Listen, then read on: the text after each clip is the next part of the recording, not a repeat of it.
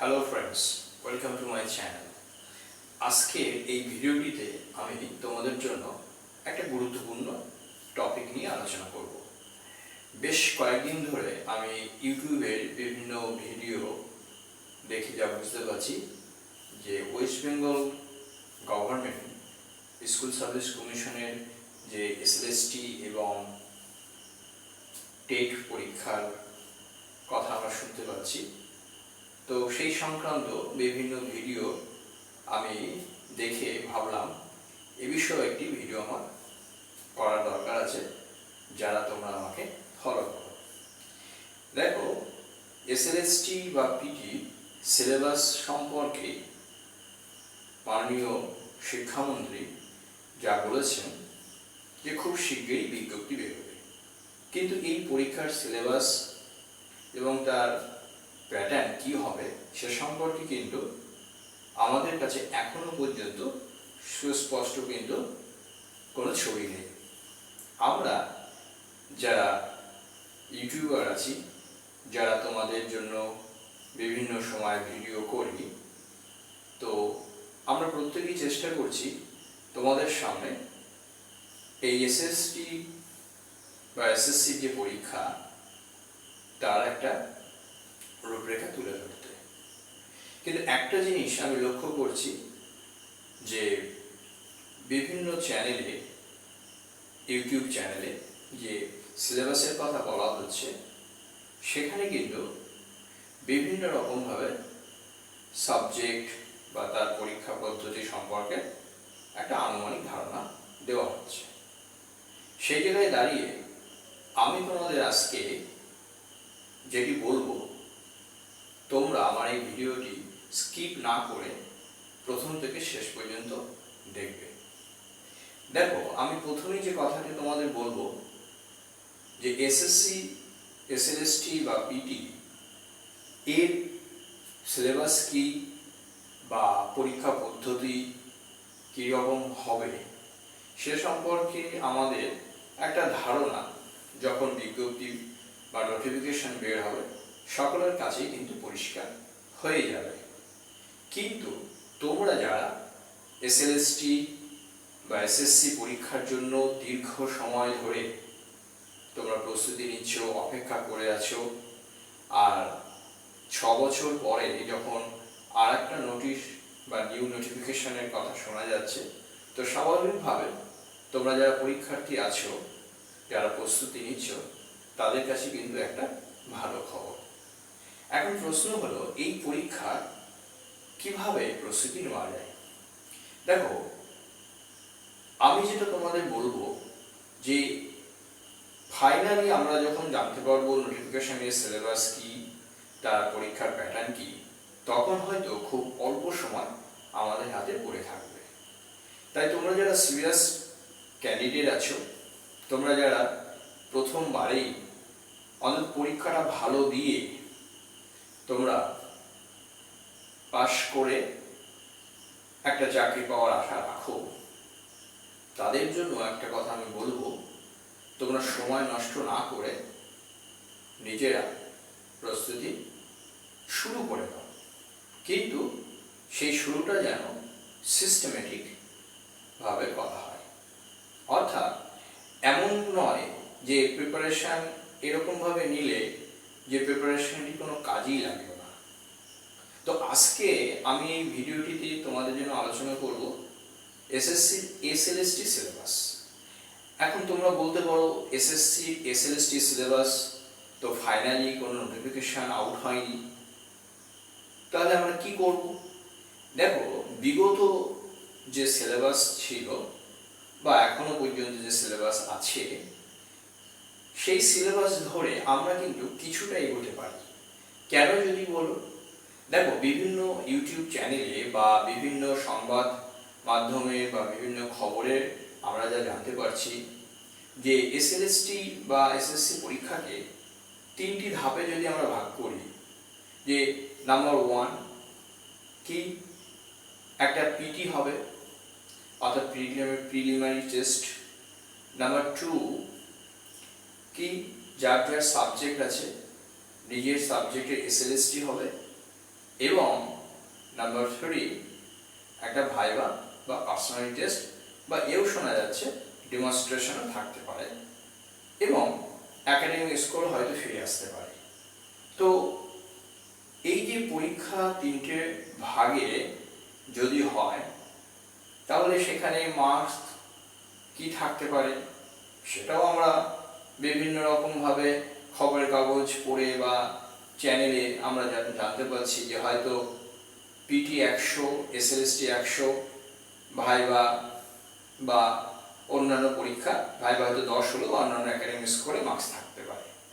এখন যেটা প্রথমেই বললাম যে ফাইনাল নোটিফিকেশন যেহেতু আউট হয়নি, আমরা কিন্তু কেউ নিশ্চিতভাবে বলতে পারি না যে টোটাল মার্কস কত হবে, অর্থাৎ পিটি, SLST সাবজেক্ট এবং ভাইবা একাডেমিক স্কোর সব মিলিয়ে মোট কত নম্বরের আমাদের পরীক্ষা দিতে হবে। কিন্তু একটা জিনিস আমাদেরকে ভালো করে কিন্তু তোমরা মনে রাখবে কি, যে তোমরা যারা প্রস্তুতি নিচ্ছ প্রস্তুতি তো নিতে হবে, থামিয়ে দিলে চলবে না, চুপচাপ বসে থাকলেও হবে না। আগেই বললাম যে হয়তো নোটিশ বেরোলো, পরীক্ষার আর সময় নেই।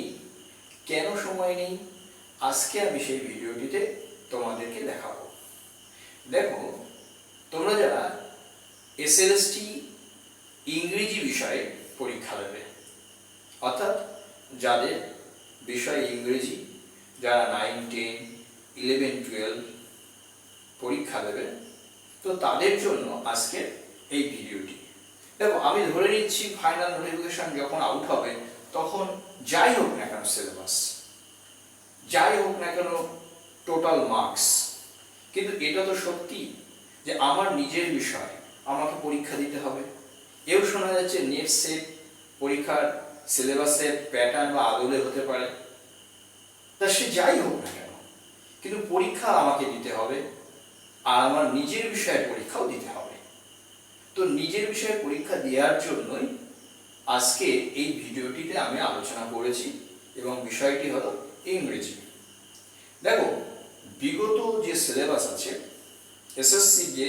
SLST ইংলিশের যে সিলেবাস আছে সেই সিলেবাসটাকে যদি আমরা একটুখানি ফলো করি তাহলে আমাদের কি হবে, হয়তো ফাইনাল নোটিফিকেশন যখন আউট হবে তোমরা বলতে পারো যে তাহলে সিলেবাস যদি চেঞ্জ হয়, হ্যাঁ চেঞ্জ হয়তো হলো, কিছু তো থাকবে যেগুলো তোমাদের জন্য পরিবর্তিত হলেও সিলেবাসটা কিন্তু থাকবে। কিরকম থাকবে দেখো, আমরা সাধারণত দেখেছি যে SLST সাবজেক্টের যে সিলেবাস, বিশেষ করে ল্যাঙ্গুয়েজ অর্থাৎ ইংরেজি, বাংলা বা বিভিন্ন যে ভাষা, সেক্ষেত্রে আমরা দেখি যে ছাত্রছাত্রীর সুবিধার জন্য সিলেবাসটা এমনভাবে সাজানো হয় যাতে যারা গ্র্যাজুয়েশন বা পিজি স্তরে পড়াশোনা করেছে সে 1 বছর 2 বছর 3 বছর আগে হোক, তার সাথে কিন্তু একটা সামঞ্জস্য থাকে।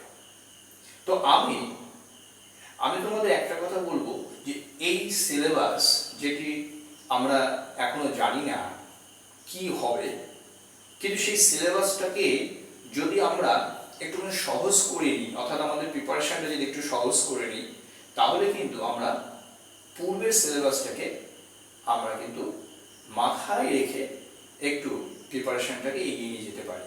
তোমরা তো পিটির জন্য প্রিপারেশন নেবেই, তোমরা তো ভাইবার জন্য প্রিপারেশন নেবেই। আমার অন্য ভিডিওতে আমি পিটির সিলেবাস কি সে বিষয়ে আলোচনা করেছি। তোমরা যারা এখনো আমার এই চ্যানেল সাবস্ক্রাইব করোনি, আশা করি তোমরা চ্যানেলটি সাবস্ক্রাইব করবে এবং সেই ভিডিওটি তোমরা দেখে নেবে। তো আমি তোমাদের সামনে আজকে যে ভিডিওটি এনেছি সেটি হলো পূর্বের যে SLST ইংলিশ সিলেবাস, সেই সিলেবাসের একটা পার্ট নিয়ে আলোচনা করছি। অর্থাৎ সিলেবাসটা কিন্তু অনেক বড়। কেন তোমাদের বারবার করে বলছি যে সময় কিন্তু হাতে নেই। যখন নোটিফিকেশন আউট হবে, অফিসিয়াল নোটিফিকেশন যখন আউট হবে, তোমরা কিন্তু সিলেবাস কমপ্লিট করতে পারবে না। যে সময় তোমাদের থাকবে পরীক্ষার জন্য সে সময় কিন্তু খুবই অল্প। তাই আমি এই সিলেবাসটা দেখিয়ে আমি তোমাদের এই ধারণা তুলে ধরতে চাইছি, এই যে সিলেবাস, এই সিলেবাসটা অনেকটাই বড়। দেখো, তোমাদের ইংরেজি বিষয়টিতে আমরা সিলেবাসটিতে 3-4টে ভাগে ভাগ করে নিতে পারি। সিলেবাসটিকে কিভাবে? দেখো, তোমাদের সিলেবাসে আছে পোয়েট্রি, তোমাদের সিলেবাসে আছে ড্রামা, তোমাদের সিলেবাসে আছে novel, short story, essay, grammar and its uses, composition, literary devices. Literary ডিভাইসেসের মধ্যে রেটরিক আছে, প্রসোডি আছে এবং লিটারি টার্ম আছে। তাহলে তোমরা বুঝতে পারছো, আমি একটু আগেই বলেছি যে তোমাদের ইংরেজি সিলেবাসটা কিন্তু অনেক বড়।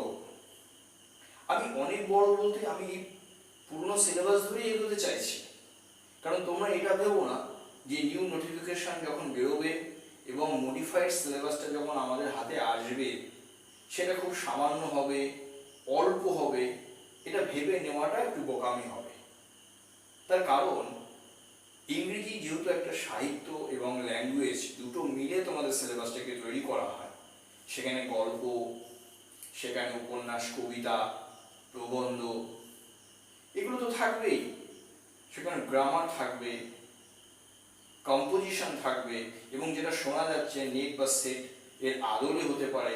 তাহলে কতটা কঠিন এবং সমস্ত এই টপিকগুলোকে একসঙ্গে একটা কি বলবো একসঙ্গে একটা সুসংহত করে একটা কিন্তু সিলেবাস তৈরি করা হতে পারে ইংরেজি। তো সেক্ষেত্রে সময় নাও থাকতে পারে, তাই না?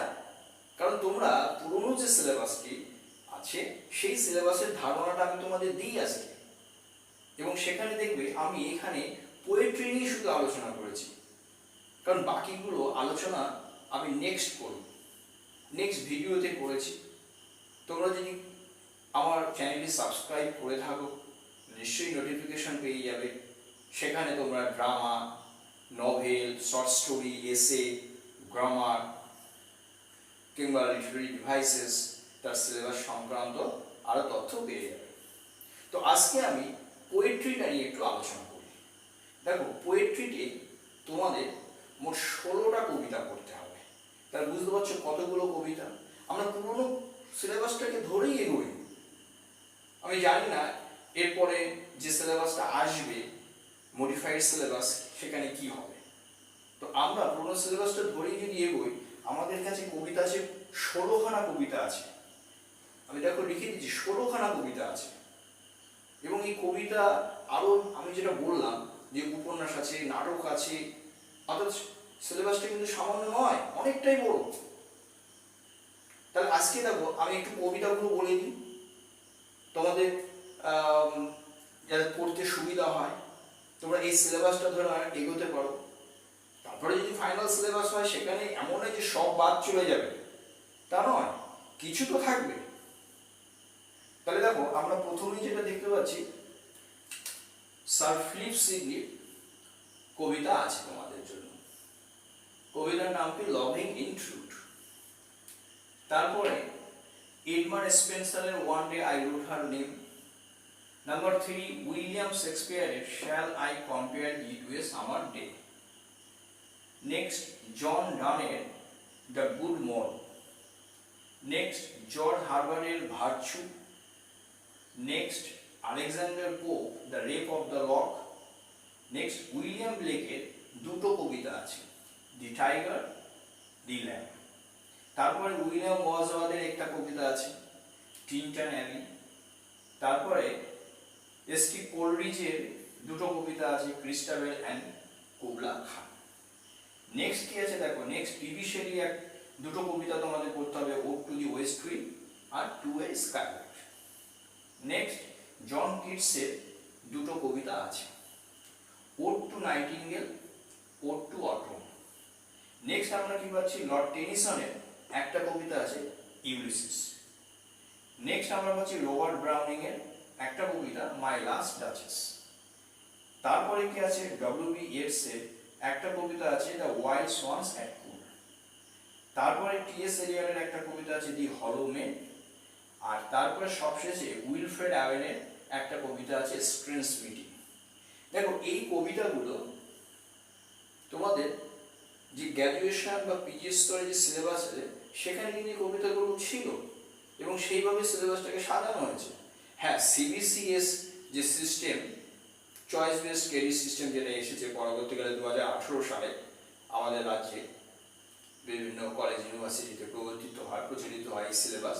সো সেই সিলেবাসের সাথে যে কবিতা গল্প আছে তার একটা সামঞ্জস্য আশা করি থাকবে, কিন্তু এখানে যে গল্প, এখানে যে কবিতাগুলো আমি আজকে আলোচনা করলাম সেখানে কিন্তু কিছু কবিতা তোমরা কিন্তু পেয়ে যাবে। তাই তোমাদের আমি পুরো সময় নষ্ট না করে অন্তত এই কবিতাগুলো অল্প অল্প করে তোমরা পড়া শুরু করে দাও। তাহলে কি হবে, নিউ নোটিফিকেশন যখন আসবে মডিফাইড সিলেবাসে, যদি পুরোটা আমি বলবো না যে সবটাই থাকবে, হয়তো আমরা সবাই ধারণা করতে পারি, কেউ জানি না যে নতুন সিলেবাস কি হবে। আমরা বলছি হয়তো 100-110 একাডেমিক স্কোর থাকবে, ভাইবা থাকবে, জানি না কি হবে, কিন্তু প্রস্তুতি তো আর থেমে থাকলে চলবে না। তোমরা যারা পরীক্ষা দিতে চাও তাদের জন্য তো সময়টা খুব গুরুত্বপূর্ণ। তাই সময় নষ্ট না করে তোমরা প্রিপারেশন শুরু করো। তোমরা এই যে কবিতাগুলো আমি এখানে আলোচনা করলাম তোমরা নিশ্চয়ই পড়ো। অনেক বাজারে বইপত্র আছে, তোমাদের গ্র্যাজুয়েশন পিজি স্তরের বইপত্র আছে, একটু খালি পড়ো। আর ডিটেলসে আমি জুন মাসে আমি ধারাবাহিকভাবে জুন মাসে আমি ভিডিওগুলো আপলোড করব। তোমরা যারা চ্যানেলটি সাবস্ক্রাইব করেছো তারা তো অবশ্যই পেয়ে যাবে, আর যদি সাবস্ক্রাইব না করে থাকো আমার চ্যানেলটি অবশ্যই সাবস্ক্রাইব করে রাখবে। এবং যদি আমার এই ভিডিও ভালো লাগে অন্তত একটা লাইক করো, তাহলে হয়তো আমি অনুপ্রেরণা পাই তোমাদের জন্য আরও নতুন নতুন এই ধরনের ভিডিও বানাতে। আর ভালো লাগলে অবশ্যই বন্ধুদের মধ্যে শেয়ার করবে। তাহলে পরের ভিডিও পাওয়ার জন্য সিলেবাস যা পরের ভিডিওতে আমি আগেই বললাম, ড্রামা, এসে, শর্ট স্টোরি, আরও যা যা আছে নিশ্চয়ই আলোচনা করেছি, সেই ভিডিওগুলো পেতে অবশ্যই চ্যানেলটি সাবস্ক্রাইব করে রেখো। তাহলে আজকে এই পর্যন্ত থাকুক, তোমরা ভালো থাকো, সুস্থ থাকো, তোমাদের সাফল্য